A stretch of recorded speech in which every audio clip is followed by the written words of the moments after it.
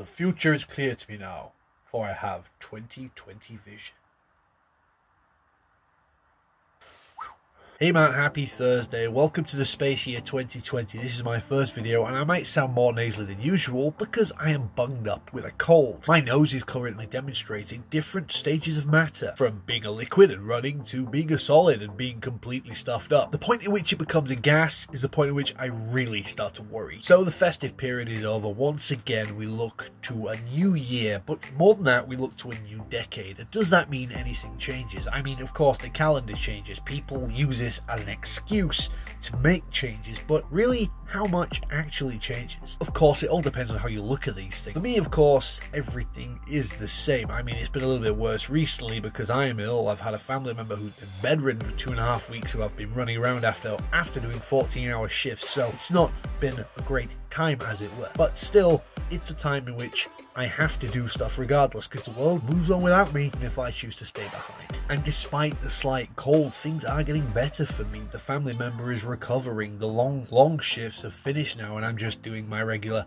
long shifts. And the eagerly anticipated DLC for Kingdom Hearts 3 comes out at the end of this month, which still a bit sore about having to pay for it when basically what's releasing should have been there in the first place, instead of having to patch it with paid DLC instead of just giving us it for free. But hey, I'm an idiot, I'm a fanboy, I'm gonna buy it anyway. One thing I have noticed that makes this time of year for me a little bit weird this time around is I have nothing planned this year. Last year I had VidCon London, I had my birthday in Germany and Hereford to look forward to. This year I don't really have anything. But of course that is easy to rectify, and I'll be planning stuff in the coming weeks based around the time I have off. But of course that's something I'm going to be looking at changing in the coming weeks. And after years of resisting, I finally got a Nintendo Switch, which means I can play all those games that I've heard about and heard great reviews about but never actually played, and yet somehow still know quite a lot about thanks to Outside Xbox and Outside Extra. Basically Zelda Breath of the Wild and Mario Odyssey, but I've still got to get through Pokemon Sword, and I also have Octopath Traveler, which is an RPG type game which is quite in depth, so that's going to take me a while. On top of, there are many Warhammer books coming out this year which I am greatly